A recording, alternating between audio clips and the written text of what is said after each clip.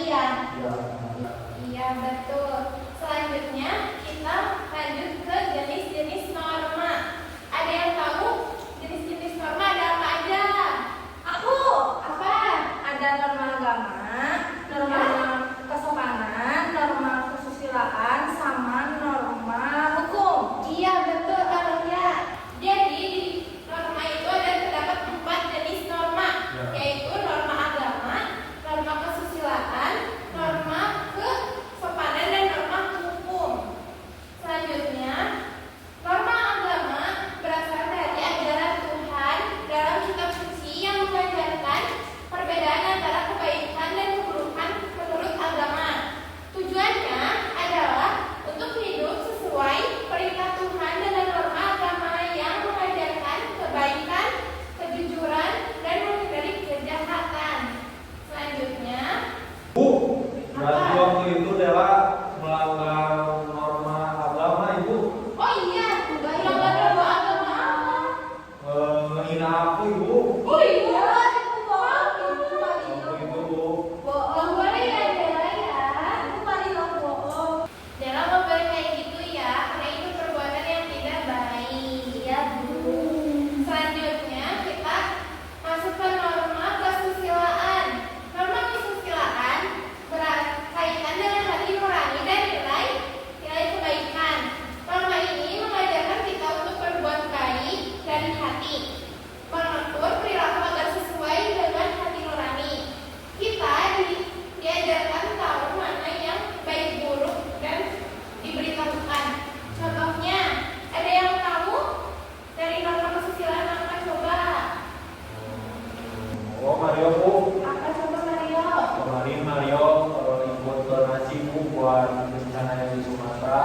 Oh iya betul. Itu masuk Bu. Masuk. Jadi ibu sebutkan ya contohnya. Yang pertama mengucapkan terima kasih. Yang kedua membantu teman yang sedang kesulitan. Yang ketiga tidak berbohong. Yang keempat tidak mengejek teman. Nah, betul. Ngejek tuh. Mario ya, nggak boleh ada ejek-ejekan ya. Mario ibu suka ejek-ejek. Ya, Mario, Nggak boleh ya Mario. Selanjutnya terdapat norma kesopanan. Norma kesopanan mengatur tata krama dan tutur kata. Nah, norma ini mengajarkan kita cara bersikap baik dan sopan dalam kehidupan sehari-hari. Tujuannya untuk menjaga hubungan baik dengan orang lain. Dengan bersikap sopan, orang lain akan senang dan kita jadi disukai. Selanjutnya, terdapat contoh norma kesopanan. Yang pertama, mengucapkan tolong dan terima kasih. Yang kedua, saling membantu saat teman kesulitan. Oke, selanjutnya terdapat norma hukum. Norma hukum adalah aturan pemerintah yang wajib dipatuhi dan pelanggarannya berakibat sanksi resmi. Selanjutnya terdapat contoh norma hukum. Yang pertama, melintas jalan di zebra cross. Zebra cross itu yang ada suka di dekat sekolah. Kalau buat kita nyebrang yang garis-garis putih. Oh iya, itu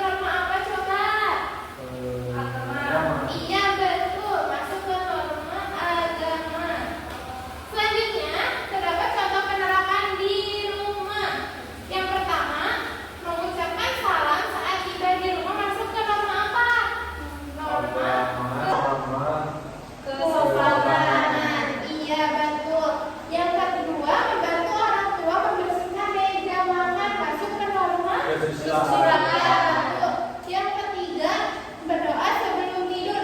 Ayo, siapa yang kalau mau tidur gak berdoa? Mario. Harus berdoa ya sebelum tidur karena sebelum tidur juga termasuk ke norma. Agama. Iya betul. Yang keempat, tidak merusak barang milik keluarga, yaitu masuk ke norma hukum dan kesusilaan. Oke. Selanjutnya ibu ada ice drinking. Kalian lihat di papan tulis ada apa ini? Tulisan. Iya ini tuh. Nanti kita nyanyi bareng-bareng ya. Ini Iya. Jadi gini nih, norma itu adalah aturan yang berlaku di dalam masyarakat yang harus ditaati. Macam-macamnya norma semua dapat. Jangan lupakan ditaati. Ada norma agama dan norma kesopanan, norma kesusilaan dan juga norma hukum. Siapa yang mau pasti dengan hukuman. Siapa yang patuh manusia terpuji. Siapa yang patuh manusia terpuji. Norma agama itu bersumber dari Tuhan. Norma kesopanan baik dan tata krama. Norma kesusilaan dari hati nurani. Norma hukum berdasar undang-undang. Mari kita hafalkan sama-sama. Gimana kalian bisa? Bisa. Oke, ayo kita nyanyi bareng-bareng ya. Duduk. Boleh berdiri, ayo berdiri biar semangat. Ya. Yuk. Yuk, baris berdiri. Dimulai ya. 1, 2, 3. Norma itu adalah aturan yang berlaku di dalam masyarakat yang harus ditaati. Macam-macamnya norma semua dapat.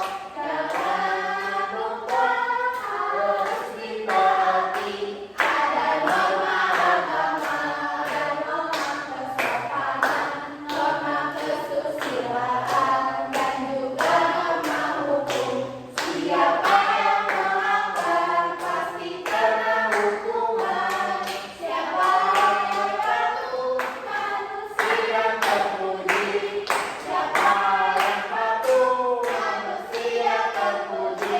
Norma agama itu bersumber dari Tuhan. Norma kesopanan baik dan tata krama.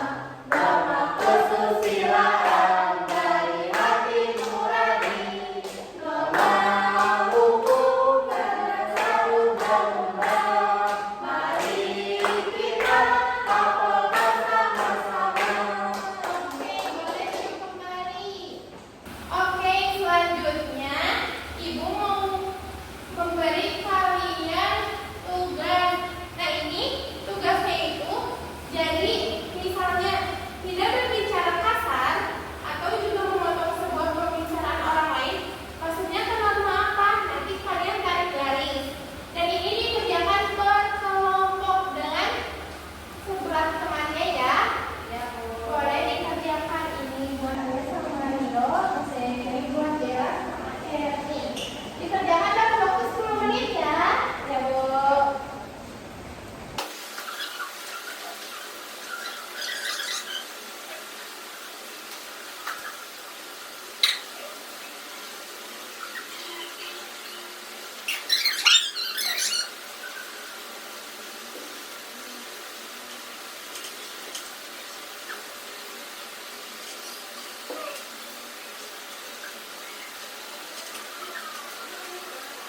Ibu sudah ya, boleh. Mario, alias sudah beres? Sudah. Oke, sekarang kita koreksi bareng-bareng ya jawabannya disamain. Oke. Jadi coba lihat pertanyaan yang pertama. Tidak berbicara kasar atau juga memotong sebuah pembicaraan orang lain. Maksudnya kenapa apa? Mario boleh. Norma kesopanan Bu. Iya betul. Oh ya ini alasannya karena melanggar tata krama, Bu. Iya, betul, pintar Mario. Selanjutnya, pertanyaan kedua, siswa tidak boleh mencuri sebuah barang milik orang di sekolah atau di rumah. Boleh Dela, karena Dela duluan. Apa Dela jawabannya? Hukum. Iya, betul, norma hukum. Yang ketiga, yaitu berdoa sebelum serta juga sesudah makan sesuai dengan ajaran agama kita. Apa coba Mas Rasul? Apa itu?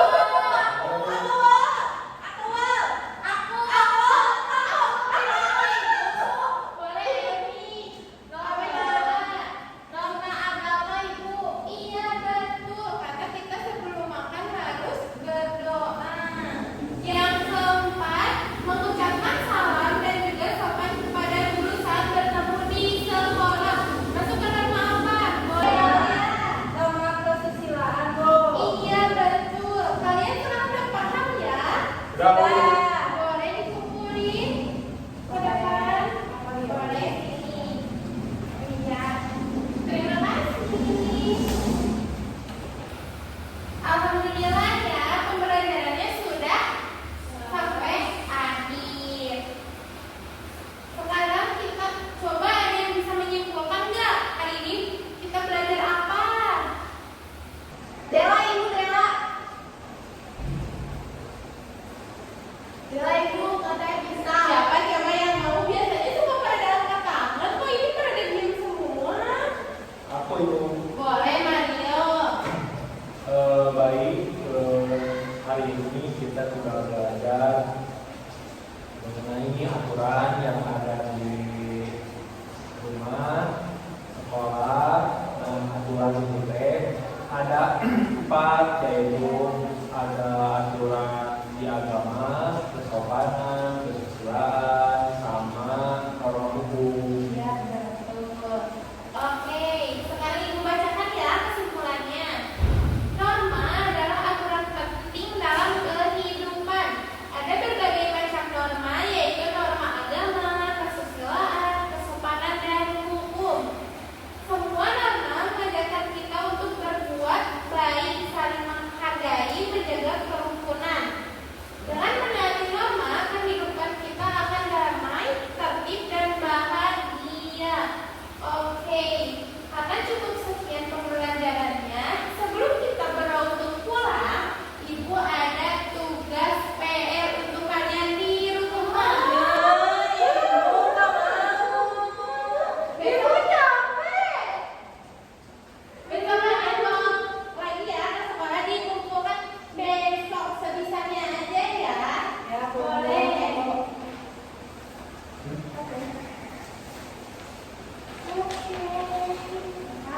Iya, karena sudah diberi tugas untuk besok, sekarang kita berdoa untuk pulang ya.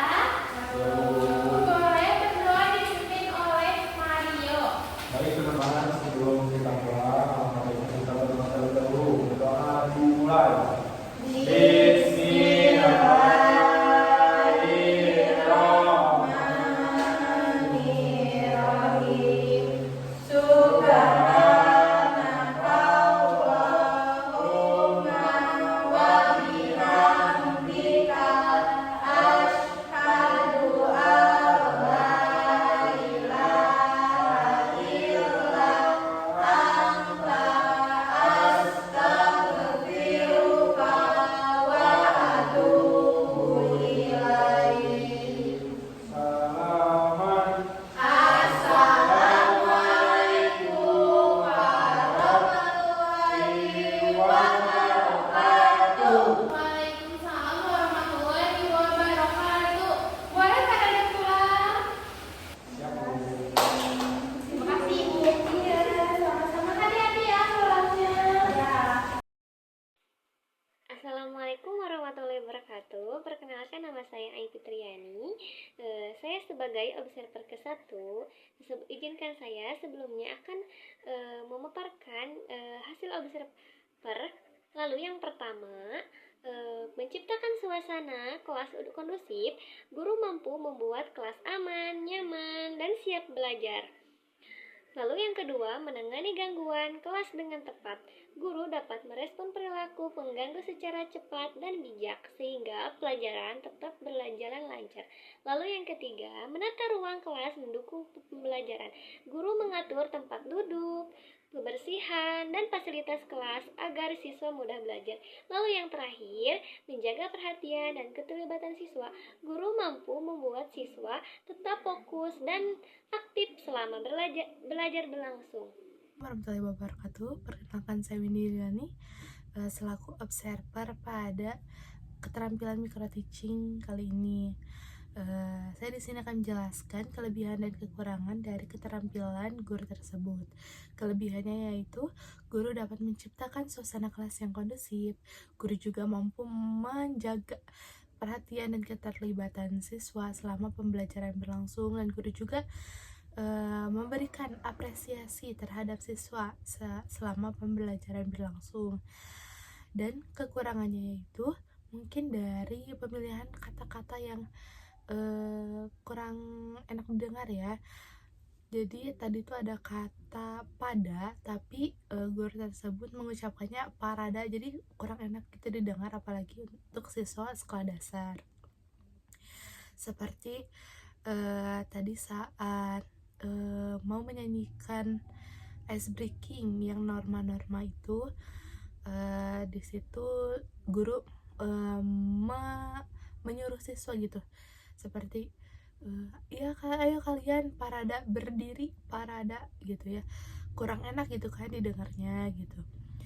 Bisa diganti lagi gitu kata paradanya menggunakan pada. Lalu dalam pembelajaran berlangsung juga ada beberapa gitu yang menggunakan kata parada, jadi kayak kurang enak aja gitu didengarnya. Mungkin untuk nanti kedepannya bisa memilih kata-kata yang lebih baik lagi dan lebih cocok gitu digunakan untuk saat menjelaskan. Sekian dari saya. Wassalamualaikum warahmatullahi wabarakatuh.